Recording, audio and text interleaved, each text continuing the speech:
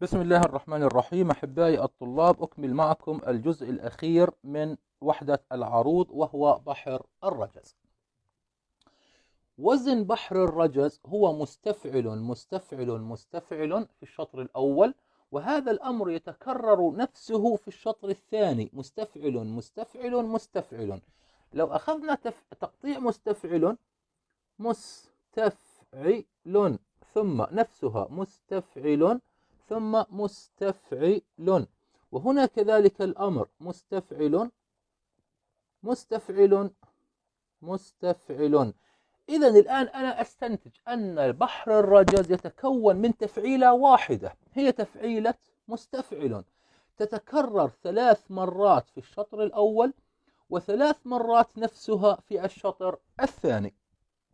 وأصبحنا نعلم أنه إذا حذفت من عندي من هنا التفعيلة الأخيرة وصار 2 في الشطر الأول و2 في الشطر الثاني مستفعل مستفعل، هذا يعني أنه مجزوء الرجز، وهو حذف، هذا مجزوء الرجز، وهو حذف التفعيلة الأخيرة من كل شطر. بظل عندي هون 2 وهون 2، إني أحذف هاي وأحذف هاي، يبقى هذا مجزوء الرجز. هذا الأمر أصبح واضح، لأننا أصبحنا نعلم أن المجزوء هو حذف التفعيلة الأخيرة من كل شطر.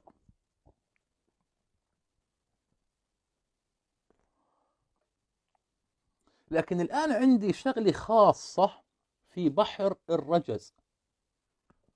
إيش هي؟ إشي اسمه مشطور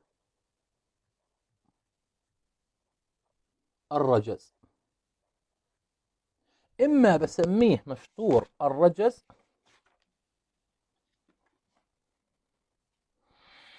أشوف بالله بس لحظة شوي، هي وردت في الكتاب. نعم، أو أطلقوا عليها اسم الأرجوزة. يعني إذا شفت مصطلح الأرجوزة هو المقصود به مشطور الرجز. ماذا أعني بمشطور الرجز؟ صح بيت الشعر من شطرين، الشطر الأول والشطر الثاني، المقصود بالمشطور هو حذف الشطر الثاني كامل. يعني بس يكون عندي الشطر الأول، الشطر الأول كم تفعيلة؟ 3 تفعيلات. فإذا أنت شفت 3 تفعيلات كلهن مستفعل أو صورها الفرعية طبعا، هذا اسمه مشطور الرجز. وهذا المشطور خاص فقط في مين؟ في الرجز. يعني ما في عندي شيء اسمه مشطور المتقارب أو مشطور الوافر، لا، المشطور هو فقط للرجز. إذا هذا المشطور خاص في مين؟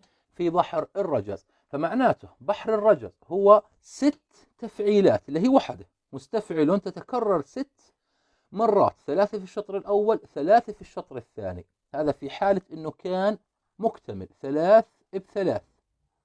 طيب في حالة صفى 2 ب2 يعني 4، هذا بصير اسمه مجزوء الرجز. طب لو صار بس 3، ما في هون إشي، كله في مكان واحد كلهم بس 3، هذا مشطور الرجز. يعني الرجز الكامل 6، مجزوء الرجز 4، لما بيكون 3 هذا اسمه مشطور الرجز. الآن بالنسبة لتفعيلات بحر الرجز هي تفعيلة واحدة، اللي هي تفعيلة مين؟ تفعيلة مستفعل، ولكن لها صور فرعية. إذا عندي مستفعل، يمكن هون لا، طيب، مستفعل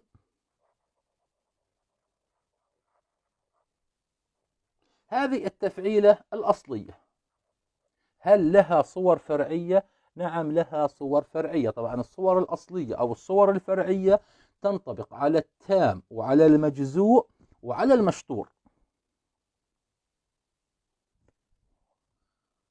أول صورة من صورها الفرعية هي مستعل. مستعل يعني بحذف منها حرف الفاء ويصبح شكلها كالآتي: مستعل. التفعيلة الفرعية الأخرى هي متفعل. متفعل يعني شو حذفت من الأصلية؟ حذفت حرف السين متفعل، ويصبح شكلها كالآتي: متفعل.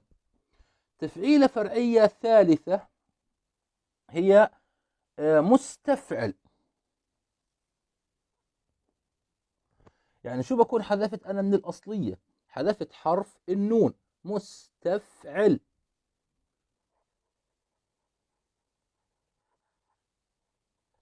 وتصبح تقطيعها بهذا الشكل، 3 مقاطع طويلة، مستفعل. والتفعيلة الرابعة اللي هي متفعل، اللي هي صار فيها يعني فصل، أو خلينا نقول حذف، مثل يعني حذف مشترك بين مستفعل اللي هي حذف النون وصلت لللام، وانحذف منها أيضا السين، يعني أصبحت مشتركة بين هاي وهاي الحذفين. الحذف اللي صار هون والحذف اللي صار هون، الحذفين اشتركن بهاي التفعيلة، فانحذفت النون وانحذفت السين، فأصبحت متفعل بهذا الشكل. هذه تفعيلات بحر الرجز. الآن السؤال، طبعا مستفعل معروف أنها التفعيلة الأصلية ترد في أي مكان، هي التفعيلة الأصلية. نأتي إلى التفعيلة الفرعية الأولى، مستعل. أين ترد مستعل؟ هذه ترد في كل الأماكن التي ترد فيها التفعيلة الأصلية، يعني قد تكون في الحشو، وقد تكون في العروض، وقد تكون في الضرب، في أي مكان. طيب، ومتفعل هذه أيضا ترد في الأماكن نفسها التي ترد فيها التفعيلة الأصلية، قد تكون موجودة في الحشو، وقد تكون موجودة في العروض، وقد تكون موجودة في الضرب. معناته هذه التفعيلة وهذه التفعيلة الفرعيتان لهما القيمة نفسها للتفعيلة الأصلية، ترد في كل الأماكن. بينما تفعيلة مستفعل هذه ممنوع تكون موجودة في الحشو، هذه تأتي فقط في العروض أو الضرب، ممنوع تكون في الحشو، هذه إما في العروض أو الضرب، يعني آخر تفعيلة من الشطر الأول أو آخر تفعيلة من الشطر الثاني. ومتفعل هي بمثل مستفعل، ممنوع تكون موجودة في الحشو، لازم تكون في العروض أو الضرب. طيب، هذا بالنسبة لتفعيلات البحر الرجز. الآن لاحظ أنت عندك متفعل تشبه ماذا؟ تشبه فعول. طب كيف أنا بدي أعرف لما تظهر عندي هاي التفعيلة، كيف أعرف إنه اسمها متفعل ولا فعول؟ ما هي نفس الشكل. طبعا هذا بيعتمد على إني أحدد نوع البحر. إذا كانت في البحر الوافر وجاي آخر وحدة، البحر الوافر أول بحر، وكانت آخر تفعيلة، فمعناته هي فعول. إذا كانت في البحر المتقارب في أي مكان، فمعناته هي البحر المتقارب. إذا كانت في بحر الرجز، وين لازم تكون؟ في الأخيرة، إذا هي متفعل. طب معناته الآن صار في عندي اشتراك، ما هي الأخيرة، والبحر الوافر هي الأخيرة. شو اسمها؟ راح يتحدد الاسم بناء على نوع البحر من التفعيلات السابقة، التفعيلات اللي قبلها. فهذا بالنسبة لتفعيلات البحر الرجز. الآن كيف أميز البحر الرجز؟ احنا قلنا إنه البحر الوافر بتطلع على أحد مفاعلة مو أو مفاعلة مو. إذا ظهر عندك أحد هذين الشكلين في بداية التقطيع، فمعناته هذا البحر الوافر. إذا ما ظهر، بروح على المقطع الرابع والسابع. إذا ظهر إنه الرابع قصير والسابع قصير، هذا قلنا عنه بحر مين؟ المتقارب. طيب الآن البحر الرجز كيف بده يكون عندي الشكل؟ راح يكون المقطع الرابع طويل والسابع قصير. إذا كان الرابع طويل والسابع قصير، إذا هذا بحر الرجز. طبعا بحر الرجز أو مجزوء الرجز أو مشطور الرجز. إذا في البداية لازم أحدد أنا الشكل الخاص بالوافر، ما بعد من البداية، لأن إذا بدي أعد من البداية الوافر راح يشترك معهن. أنا بدي أعطيك الطريقة اللي ما يكون في معها شريك. حدد شكل الوافر بهذين الشكلين، إذا كان موجود فهو وافر، تشتغل على الوافر. مش موجود بتروح على الرابع والسابع. إذا الرابع والسابع قصيرين متقارب، إذا الرابع طويل والسابع قصير، إذا أنت في بحر الرجز. الآن بحر الرجز كيف تقسيماته؟ بحر الرجز تقسيماته كالآتي. ما هو شوف كم وحدة، 1 2 3 4. إذا كانت فرعية، أو الفرعية هاي 1 2 3 4، أو الأصلية برضو 1 2 3 4. هذول وين بيكونوا؟ في آخر إشي 1 2 3. معناته راح يكون تقسيمة الرجز كالآتي: 4 4 4 أو 3. هذا تقسيمة البحر الرجز: 4 4 4 3. نيجي نطبق على الأبيات اللي موجودة في الكتاب. لو أخذنا من الكتاب البحر أو البيت: اللهم صل على سيدنا محمد. طيب نيجي أفتح لك الكتاب بيكون أفضل، أو حط الكتاب قدامك. هاي مثلا البحر أو البيت اللي مش مقطع، هون صفحة 105: عيشوا كراما تحت ظل العلم، تحيا لنا عزيزة في الأمم. عيشوا كراما تحت ظل العلم، تحيا لنا عزيزة في الأمم. نقطعه، بتقرأه طبعا من الكتاب، أنا بعطيك هنا التقطيع مباشرة. عيشوا كراما تحت ظل العلم، تحيا لنا عزيزة في الأمم. الآن شوف كمان في طريقة عندي للبحر الرجز. إذا كانت البداية بالمقطع الطويل هي 100% رجز. هاي برضو ركز عليها. إذا كان بداية البيت أو التقطيع طويل هو 100% رجز، لأنه أنا الآن ما عندي إلا 3 بحور. بحور الفصل الثاني ملغية، وبالتالي ما في عندي بالبحر الوافر أو البحر المتقارب إشي بيبدأ بطويل. البداية بالطويل هنا أصبحت للرجز. لكن أنا بدي أطبق نفس القاعدة اللي حكيناها. بتطلع هل كانت بداية التقطيع بأحد الشكلين الخاصين بالبحر الوافر؟ لا، لأنه أصلا بدايته طويل. معناته أنا الآن بتطلع على المقطع الرابع: 1 2 3 4 5 6، وهذا السابع. إذا كونه مش وافر هو إما متقارب أو رجز. المتقارب قصيرين، الرجز طويل وقصير. فبما أنه الرابع طويل والسابع قصير، إذا أنا في بحر الرجز. وبدي أكتب لك إياها مرة ثانية هون: الرجز 4 4 4 أو 3. فبروح بعد 1 2 3 4 وبفصل، 1 2 3 4 وبفصل، 1 2 3 4. هاي الشطر الأول: 1 2 3 4 1 2 3 4. وهي الرابعة الأخيرة لحد هون. هذه مستفعل الأصلية، هذه مستفعل أيضا الأصلية، هذه مستعل الفرعية. ارجع شوف أسماء التفعيلات: ومستفعل، متفعل، وهذه مستعل. فلازم تكون حافظ أسماء التفعيلات. وباجي بكتب له بحر الرجز. أنا هيك أخذت العلامة كاملة. لو أخذنا بيت آخر، نأخذ من التدريبات اللي مش محلولة: إن الشباب والفراغ والجدة. أو نأخذ اللي قبله: من ذا يداوي القلب من داء الهوى، إذ لا دواء للهوى موجود. من، اللي هي تدريبات صفحة 107: من ذا يداوي القلب من داء الهوى، إذ لا دواء للهوى موجود.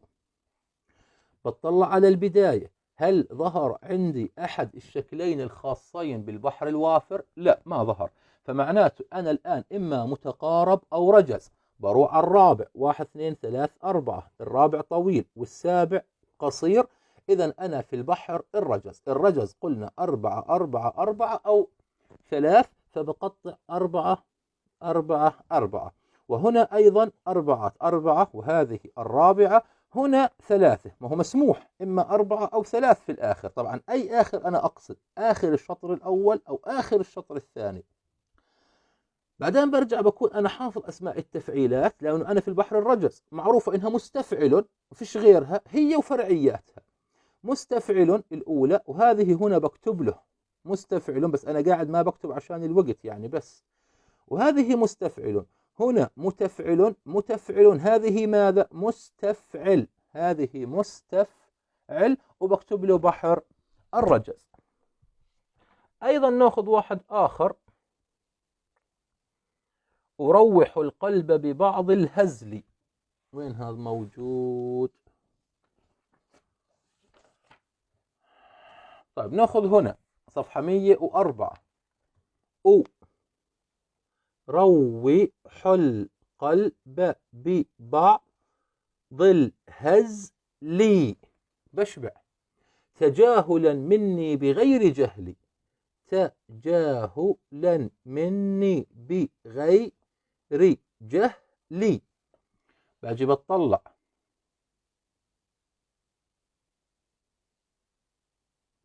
هل ظهر عندي الشكل الخاص في البحر الوافر؟ طبعا ما ظهر، لأنه شوف، وبالتالي أنا الآن إما متقارب أو رجز. بروح على المقطع الرابع، 1 2 3 4، هذا المقطع الرابع. وبروح على المقطع السابع، 5 6 7. فبما أنه الرابع طويل والسابع قصير، إذا أنا في بحر الرجز. طبعا إما الرجز أو مجزوئه أو مشطوره. تقسيمته 4 4 4 أو 3، بقسم 4 و4، هون طلعت عندي 3 و4 و4 و3. الآن هاي اللي حكينا عنها، هل هي فعول ولا متفعل؟ طبعا ما هو أنا عرفت أنه أنا في أي بحر، أنا عرفت أني في بحر الرجز، فهذه مستحيل تكون فعول، هذه متفعل. متفعل. وباقي التفعيلات معروفة، هذه متفعل مستعل مستفعل متفعل مستفعل، الصورة الأصلية، وبكتب له بحر الرجز. نشوف واحد على المجزوء مثلا. ناخذ هون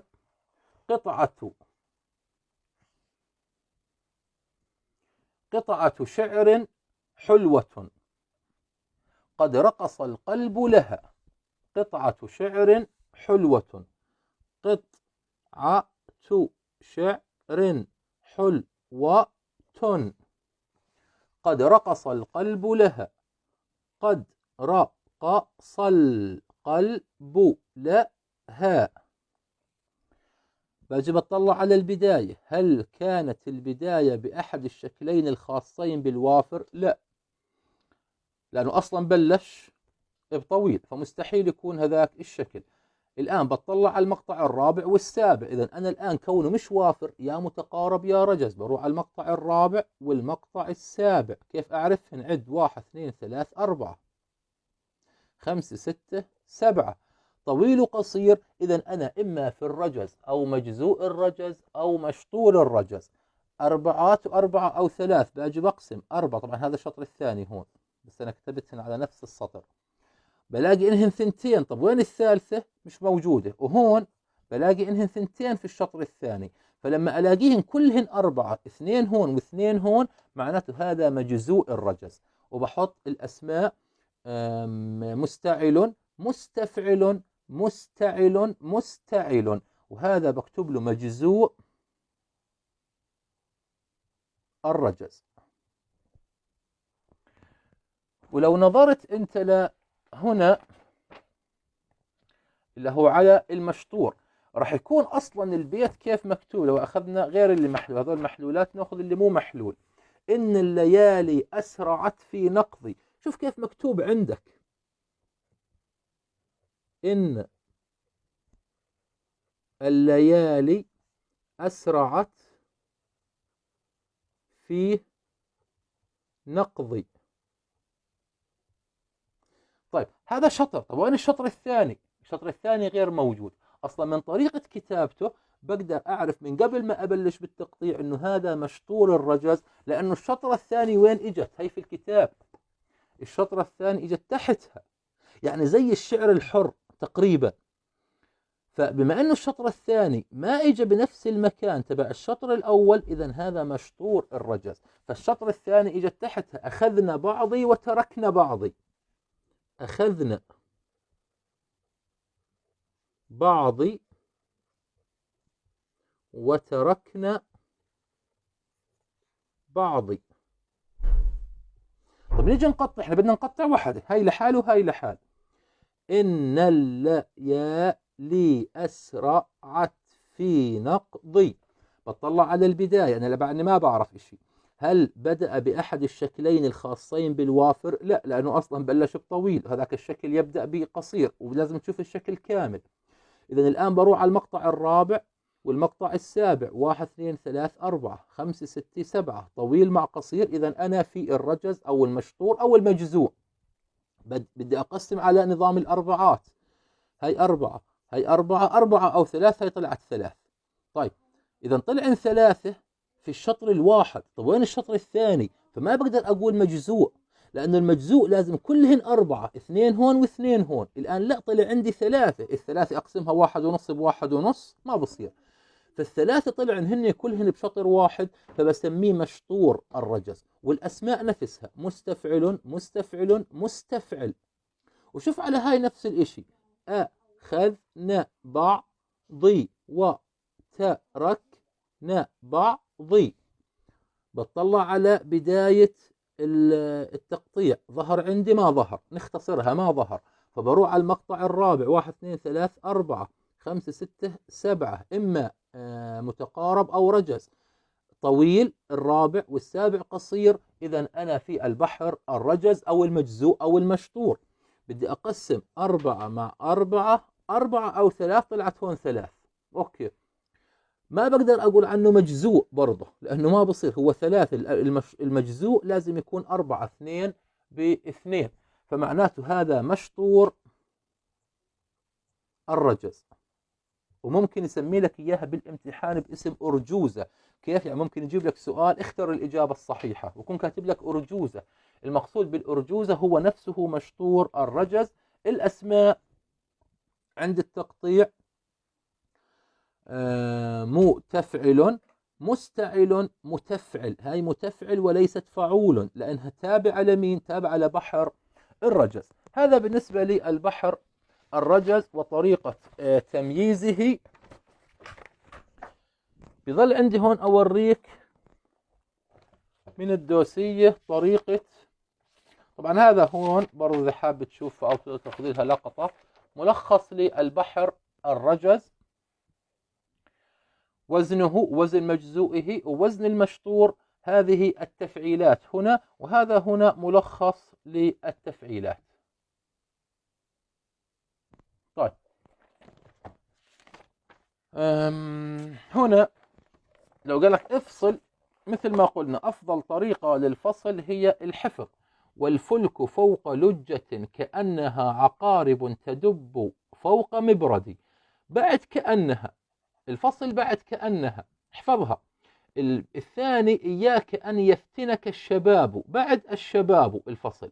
فإنما الشباب ظل زائل، بعد زائل عصفورتان في الحجاء زي حرف الزين مع الشطر الثاني حلتا على فنان. يعني هذا بحر عفوا هذا بيت مدور، الكلمة اشتركت في الشطرين، الحجاء وحرف الزين الحجازي جاءت مع الشطر الثاني. وبالنسبة للكلمات اللي تملأ فيها الفراغ، الأولى هنا الصمت للمرء حليف أو حليف السلم. في البيت الثاني وآفة العقل الهوى، فمن على هواه عقله فقد نجا. على هواه عقله فقد نجا. الإجابة هي كلمة هواه. من لم يعظه الدهر لم ينفعه ما راح به الواعظ يوما أو غدا. هنا الإجابة كلمة الدهر. هيك بنكون خلصنا احنا البحور الثلاث للفصل الأول. بس عندي